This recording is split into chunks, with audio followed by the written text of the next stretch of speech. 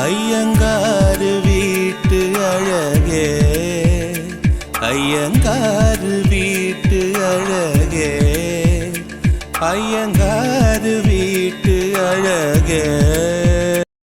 Hi guys, வணக்கம் and welcome to our channel. நீங்கள் பார்த்துட்டு இருக்கிறது ட்ரீம்ஸ் ஆஃப் அயன். நான் உங்கள் டஸ்கிதா. இன்றைக்கி நம்ம தேவங்களுடைய மேரேஜ் ஆஃப் கன்வீனியன்ஸ் பார்ட் 8 பார்க்க போகிறோம். சரி வாங்க, டைம் மிஸ் பண்ணாமல் வீடியோக்குள்ளே போகலாம். ஸோ லாஸ்ட் எபிசோடில் ஜிமின் தேவங்க டேமேஜ் பண்ணுற மாதிரி பேசிகிட்டு இருந்திருப்பான். இது எல்லாத்தையுமே காரில் இருந்த தேவங்க கேட்டுட்டாரு. அவர் ஜிம்மனோட காலர் பிடிச்சி இழுத்து நிற்க வச்சு கேட்டிருப்பாரு. ஆனால் ஜிம்மன் அவரை பெருமையாக பேசுகிற மாதிரி சொல்லி அல்பையாக சமாளிச்சிருப்பான்.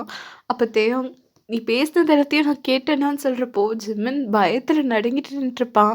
ஒயன் நான் இங்கேருந்து தப்பிச்சா போதுங்கிற மாதிரி ஓடியிருப்பான். இப்போ ஜிம்மன் தேவங்கிட்ட தொக்க மாட்டிட்டான். ஸோ இதுக்கப்புறம் என்ன நடந்ததுன்றதை இந்த எபிசோடில் பார்க்கலாம்.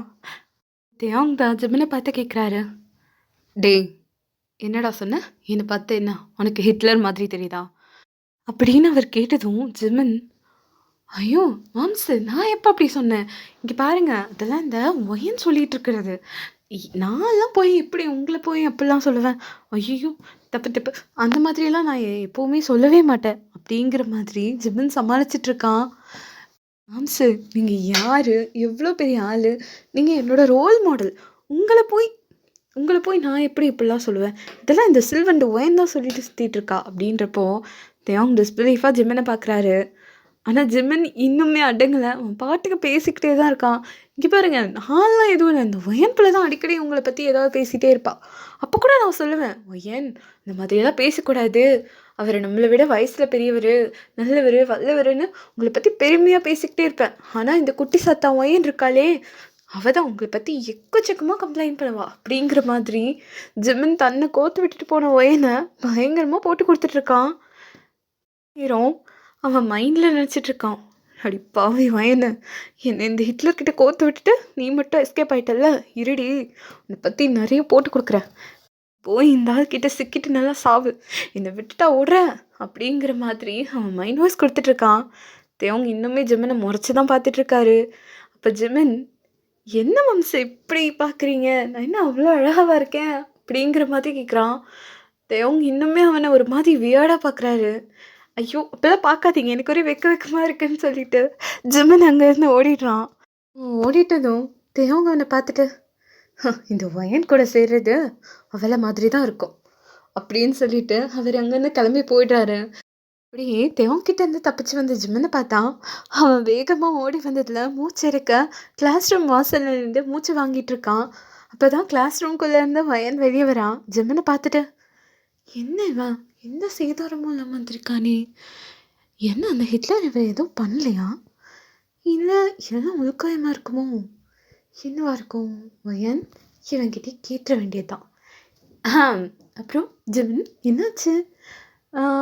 என் மாமா கிட்ட நின்று பேசிகிட்டு இருந்தியே, அவர் ஏதாவது கொடுத்தாரா அப்படின்னு கேட்குறப்போ ஜிம்மன் வயனை முறைச்சி பார்த்துட்டு, நல்லா கொடுத்தாண்டி, இன்னும் கொஞ்ச நேரம் நான் அங்கே இருந்தேன்னு வச்சுக்கோ, அந்த ஆள் என்னை குழி தோண்டி புதைச்சிருப்பான், குட்டி சாத்தானே, என்னை அவன்கிட்ட கோட்டு விட்டு வந்துட்டல நீ அப்படிங்கிற மாதிரி ஜிம்மன் கத்திக்கிட்டு இருக்கான். வயன் காதில் கையை வச்சுட்டு, சரி அதுக்கு ஏன் இப்படி கத்துற அப்படின்னு வயன் கேட்குறா. அதுக்கு ஜிம்மன், ஏண்டி உனக்கு கொஞ்சமாவது மனசாட்சி இருக்கா? அந்த ஆளை பற்றி தெரிஞ்சும் அவன்கிட்ட என்னை கோத்து விட்டு வந்திருக்கியே, அவன் நிற்கிறான்னா ஒரு கண்ணை காட்டி சின்னதாக ஒரு சிக்னல் பண்ணியிருந்தா நம்ம பாட்டுக்கு வாய் மூடி இருந்திருப்பேன்ல, ஏண்டி அதை பண்ணலை அப்படிங்கிற மாதிரி ஜிம்மன் வயனை பார்த்து கேட்குறான். என்னது சின்னதாக ஒரு சிக்னலா? அட்டு கண்ணு தெரியாதவனே, ஏண்டா கண்ணை வச்சு எவ்வளோ நேரம் அந்தாலும் அங்கே இருக்கான்னு கண்ணை காட்டுற, நீ கண்ணை வஞ்ச மாதிரி நீ பார்க்காம இருந்துட்டு இப்போ என்கிட்ட சொல்கிறியா அப்படிங்கிற மாதிரி வயனும் ஜிம்மனும் பயங்கரமாக சண்டை போட்டுட்ருக்காங்க. ஏண்டி உன் ஆத்துக்காரன் அமைதியாகவே இருக்க மாட்டானாம், என்னடி அந்தாலும் அப்படி என்னை முறைச்சி பார்க்குறான், அப்படியே என்ன பார்வையிலே எரிச்சிருவோம் போல் இருக்கு, எனக்கு இன்னும் பாரு எப்படி என் கை காலெல்லாம் நடுங்குது அப்படிங்கிற மாதிரி ஜிம்மன் காட்டுறான். ஜிம்மனுக்கு கை காலெல்லாம் பயங்கரமாக நடுங்குது, வாயெல்லாம் பயங்கரமாக டைப் அடிக்குது. வயனுக்கு ஜிம்மனோட நிலைமையை பார்த்தா பாவமாகவும் இருக்குது, அதே டைம் சிரிப்பாகவும் இருக்குது. சரி சரி ஜிம்மன், வா வா போகலாம் அப்படின்னு, இது பாரு இதுக்கு மேலே உங்கள் புருஷன் முன்னாடி சண்டையில் என்ன எடுத்து விடாத அப்படிங்கிற மாதிரி ஜிம்மன் சொல்கிறான். சரி ஜமன். இதுக்கு மேலேயும் நீ இங்கே நின்றுட்டு இருந்தேன்னு வச்சுக்கோவேன், அடுத்து ப்ரொஃபஸர் கிட்டேயும் சேர்த்து திட்டு வாங்குவேன். கிளாஸ்க்குள்ளே போகலாமா அப்படின்னு வயன் கேட்குறா. ஐயோ, இப்போ தாண்டி ஒரு பிரச்சனை கிட்டே தப்பிச்சு வந்தேன், அதுக்குள்ளே அடுத்து நான் ராட்சசிக்கிட்ட மாற்ற விரும்பல, வா உள்ள போகலாம் அப்படிங்கிற மாதிரி ஜமனும் வயனும் கிளாஸ்க்குள்ளே போயிடுறாங்க. ஏன் இங்கே சீனை கட் பண்ணி வீட்டில் இருக்க ரியாவை பார்க்கலாம். ரியா அவரோட ரூமில் உட்காந்துட்டு எதையோ தீவிரமாக யோசிச்சுட்ருக்கான். அப்போது அவள் மைண்டில் ஃப்ளாஷ் ஆகுறது, ஆள் நடமாட்டமே இல்லாத ஒரு குடோனில் ஒரு பர்சன் கன்ஷாட் பட்டு ரத்த வெள்ளத்தில் கிடக்குறாங்க. அந்த பர்சன் முன்னாடி ரியா நின்றுட்டு, என்னடா வலிக்குதா? ரொம்ப வலிக்குதா? வலிக்கணும்ல, எப்படி வலிக்காமல் போகும்? எவ்வளோ தைரியம் இருந்தால் நீ என்னையே பிளாக்மெயில் பண்ணுவ?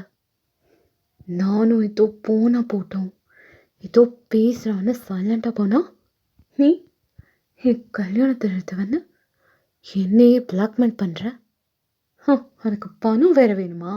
நீ சைலண்ட்டாக போயிருந்தா எந்த ஒரு ப்ராப்ளமும் இல்லாமல் இருந்திருக்கும். ஆனால் நீ என்னையே பிளாக்மெயில் பண்ணி என்கிட்ட பணம் கேட்ட நீ ரொம்ப பெரிய தப்பு பண்ணிட்ட. நான் என் லைஃப்பில் ஆசைப்பட்ட விஷயத்த எப்படியா இருந்தாலும் அடையணும்னு நினைக்கிறேன். அதை அடையிறதுக்காக நான் எந்த எக்ஸ்ட்ரீமுக்கோ போவேன். யாரை வேணாலும் என்ன வேணாலும் பண்ணுறதுக்கு நான் தயாராக இருப்பேன். என்னை பற்றி எல்லாம் தெரியும்னு சொன்னல, ஒன்று பொறுத்த வரைக்கும் எனக்கு பணம் இன்னும் முக்கியம். அதுக்காக நான் என்ன வேணால் பண்ணுவேன்னு தெரியும். ஆனால் நான் கொலை பண்ணுற அளவுக்கு இறங்குவேன்னு உனக்கு தெரியாதுல்ல. உனக்கு ஒன்று தெரியுமா, இதுக்கு முன்னாடி எனக்கு வெறும் பணம் மட்டும்தான் முக்கியமாக இருந்துச்சு. The great businessman mister Kim Dev, அவனை கல்யாணம் பண்ணிவிட்டு அவனோட எல்லா ப்ராப்பர்ட்டிஸ்க்கும் ஒரே ஹையராக இருக்கணும்னு ஆசைப்பட்டேன். எனக்கு அந்த ஆசை ரொம்ப நாளாக இருந்துச்சு. ஸ்டார்டிங்கில் என்னமோ அவனோட ப்ராப்பர்ட்டிஸ் மேலே மட்டும்தான் ஆசை இருந்தது. ஆனால் போக போக எனக்கு அவன் மேலேயும் இன்ட்ரெஸ்ட் வர ஸ்டார்ட் ஆச்சு. அவனோட மணி மேலே மட்டும் இல்லை, அவன் மேலேயும் நான் அப்சஸ்ட் ஆனேன். பட் நான் இதை டைரெக்டாக சொன்னால் அவன் ஏஜ் கேப் அது இதுன்னு சொல்லி இதை தட்டி கழிக்க தான் பார்ப்பான்னு எனக்கு தெரியும்.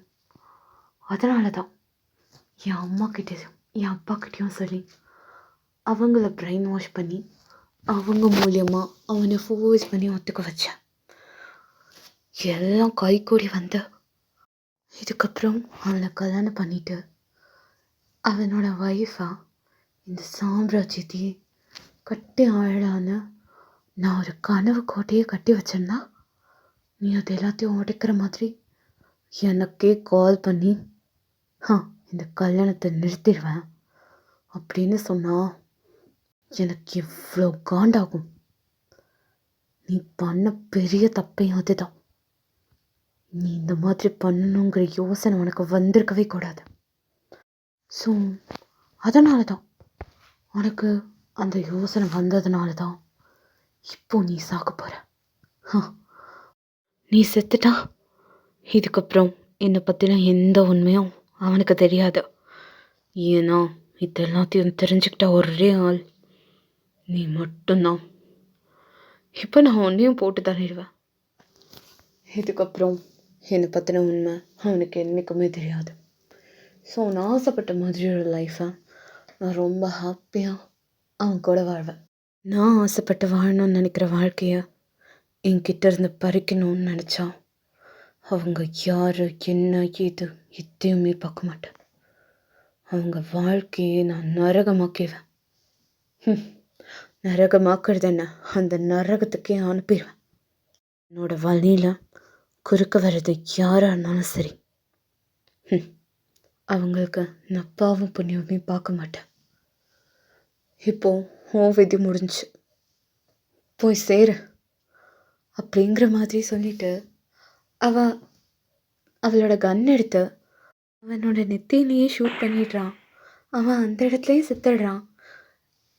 அவனை பார்த்துட்டு ஒரு ஈவல் ஸ்மிக் பண்ணி அங்கேருந்து கிளம்பிடுறான். ஸோ இந்த ஃப்ளாஷ்பேக் கட் ஆகி இப்போது ரியா அவளுக்குள்ளேயே பேசிகிட்டு இருக்கா. அன்னைக்கு அவனை கொல்லணுன்னு நான் வெளியில் போகாமல் இருந்திருக்கணும். நான் போனதுனால தான் இன்னைக்கு அந்த வயன் இதை அவங்க கல்யாணம் பண்ணிக்கிட்டா. நான் அன்றைக்கி அந்த டிசிஷன் எடுத்திருக்க கூடாது. நான் அவனை அப்புறம் பார்த்துட்டு இருந்திருக்கணும். ஆனால் அன்றைக்கி நான் அவனை விட்டுருந்தாலும் இன்னைக்கு அந்த கல்யாணம் நடந்திருக்காது. வயன் என் தயவங்க நீ கல்யாணம் பண்ணிட்டல. இது வரைக்கும் என் தங்கச்சியாக இருந்த. ஆனால் எப்போ நான் ஆசைப்படுற பொருளை நீ உனக்கு சொந்தமாக்கிக்கிட்டியோ அதுக்கப்புறமே நான் இதுக்கடி உனக்கு பாவம் பார்க்கணும். என்னை பொறுத்த வரைக்கும் எனக்கு ஒன்று வேணும்னா அது நான் எப்படியா இருந்தாலும் அடைஞ்சே தீருவேன். நீ என் தங்கச்சிங்கிறதுக்காகலாம் நான் பாவம் பார்த்து உன்னை விட்டுற மாட்டேன். என் கல்யாணத்தை நிறுத்துவேன்னு சொன்னதுக்கே அவனுக்கு போட்டு தள்ளிட்டேன். ஆனால் நீ நான் ஆசைப்பட்டு வாழணும்னு நினச்ச வாழ்க்கையை அவனுக்கு சொந்தமாக்கிட்ட. என் தாயா அவங்க கல்யாணம் பண்ணிக்கிட்ட. உன்னை நான் எப்படி உயிரோட விடுவேன்? இனி நீ வாழ்கிற நாளெல்லாம் ஏண்டா வாழ்கிறோம், ஏண்டா அவங்க கல்யாணம் பண்ணோன்னு நீ ஒவ்வொரு நாளும் வேதனைப்படணும். அந்த மாதிரி நான் உன் வாழ்க்கையை மாற்றுவேன். தேவம் உனக்கு சப்போர்ட் பண்ணுறான்ல, அவனையும் நான் மாற்றுவேன். இப்போ உன் பக்கம் நிற்கிறதே அவங்க என் பக்கம் நிற்க வைக்க எனக்கு ரொம்ப நேரம் ஆகாது. எனக்கு சொந்தமானதா நான் எப்படியா இருந்தாலும் என்கிட்ட கொண்டு வந்தே தீருவேன். தேவங்கையே உன்னை வேண்டான்னு வெறுக்க வச்சு அவனை உன் கண்ணு முன்னாடியே கல்யாணம் பண்ணி உன்னை எப்படி கதற வைக்க போறேன்னு நீ பார்க்க தானே போறவன். தேவம் இப்போ நீ எனக்கு சப்போர்ட் பண்ணுறது எல்லாத்தையும் சேர்த்து வச்சு உன்னையும் நான் ரெக்ரெட் பண்ண வைப்பேன். ஆனால் அதுக்குன்னு உன்னை என்னை விட்டு தள்ளி போகவும் நான் விடமாட்டேன். நீ கஷ்டப்பட்டாலும் என் கூட இருந்த நீ கஷ்டப்பட்டு தான் ஆகணும். உன்னை ஸ்டார்டிங்கில் நான் பணத்துக்காக கல்யாணம் பண்ணிக்க நினச்சாலும் இப்போ என் மனசில் நீ மட்டும்தான் இருக்க. உன்னை எப்படியா இருந்தாலும் நான் எனக்கு சொந்தமாக்கிட்டே தீருவேன். அதுக்கு நான் எந்த எக்ஸ்ட்ரீம்க்கு வேணாலும் போவேன். ஏன் இதுக்கு குறுக்க என் அம்மா அப்பா அப்புறம் அந்த வயன் யார் வந்தாலும் அவங்கள கொல்ல கூட நான் தயங்க மாட்டேன். இதுக்கப்புறம் தான் இந்த ரியாவோடைய உண்மையான முகத்தை நீங்கள்லாம் பார்க்க போகிறீங்க. ஸோ இதோட இந்த எபிசோடு முடிச்சுக்கிறேன். சொல்லுங்க, இந்த எபிசோடு எப்படி இருந்துச்சு? நான் இந்த எபிசோடில் கொஞ்சம் ஓவராக பேசிட்டேன்ல, ஏதோ வெள்ளத்தனமாக பேசுகிறேன்னு என்னென்னமோ ட்ரை பண்ணி வச்சுருக்கேன். அது நல்லா இருக்கா இல்லையான்னு எனக்கு தெரியல. காமெடியாக இருந்துச்சுன்னா தயவு செஞ்சு அதை கமெண்ட்டில் சொல்லிடுங்க. ஆக்சுவலி நான் வெள்ளத்தனமாக பேசுகிறேன்னா அந்த ஒரு சீன் நான் ஒரு டைலாக் நான் பேசுகிறப்போவுமே ஆஃப் பண்ணி வச்சுட்டு நான் சிரிச்சிட்டே இருக்கேன். சிரித்து முடிச்சுட்டு அதுக்கப்புறம் மறுபடியும் ரெக்கார்ட் பண்ணுறேன். மறுபடியும் ஒரு டைலாக் வரப்போ மறுபடியும் சிரிக்கிறேன். இதே மாதிரி தான் நான் ரெக்கார்ட் பண்ணிகிட்டு இருந்தேன். கிட்டத்தட்ட நான் இந்த ஒரு வீடியோவே நான் ஒரு 45 மினிட்ஸாக ரெக்கார்ட் பண்ணுறேன். வெறும் 13 மினிட்ஸ்க்கு நான் 45 மினிட்ஸாக உட்காந்து ரெக்கார்ட் பண்ணிக்கிட்டு இருக்கேன். எனக்கு சிரிப்பாக இருக்குது. இந்த எபிசோடு எப்படி இருந்துச்சு? முதல்ல இந்த கதை எப்படி இருக்குன்னு சொல்லுங்கள். உங்களுக்கு இந்த ஸ்டோரி பிடிச்சிருக்கா, இல்லை எங்கேயாவது போர் அடிக்குதா, இல்லை யூஸ்வலாக போகிற மாதிரி ஸ்டோரி மூவ் ஆகுதுன்னு நினைக்கிறீங்களா? எதுவாக இருந்தாலும் தயவு செஞ்சு நீங்கள் கமெண்ட்டில் சொல்லுங்கள். நீங்கள் சொன்னால் தான் எனக்கு தெரியும் இது ஸ்டோரி உங்களுக்கு போகிற வே ஓகேவா, இல்லை நான் ஏதாவது சேஞ்ச் பண்ணணுமா, என்னோடய வாய்ஸில் ஏதாவது குறை இருக்கா, இல்லை நான் பேசுகிற டைலாக் ஏதாவது உங்களுக்கு புரியாமல் இருக்கா? ஏன்னா ஒரு சில டைம் கேட்குறப்போ எனக்கே கொஞ்சம் புரியாத மாதிரி தான் இருக்குது. அதில் ஏதாவது ப்ராப்ளம் இருந்துச்சுன்னா அதையுமே சொல்லுங்கள். அதுக்கப்புறமா ஸ்டோரியில் நான் ஏதாவது சேஞ்ச் பண்ணணுமா, உங்களுக்கு இந்த ஸ்டோரி பிடிச்சிருக்கா? அண்ட் இதில வர கேரக்டர்ஸ் அப்படி இதெல்லாம் கொஞ்சம் சொன்னீங்கன்னா நல்லாயிருக்கும். சரி ஓகே. நான் இதுக்கு மேல பேசினேன்னா அப்புறம் கடுப்பாயிடும். எனக்கே கடுப்பாகுது. சரி ஓகே. பாய். கமெண்ட் பண்ணிடுங்க.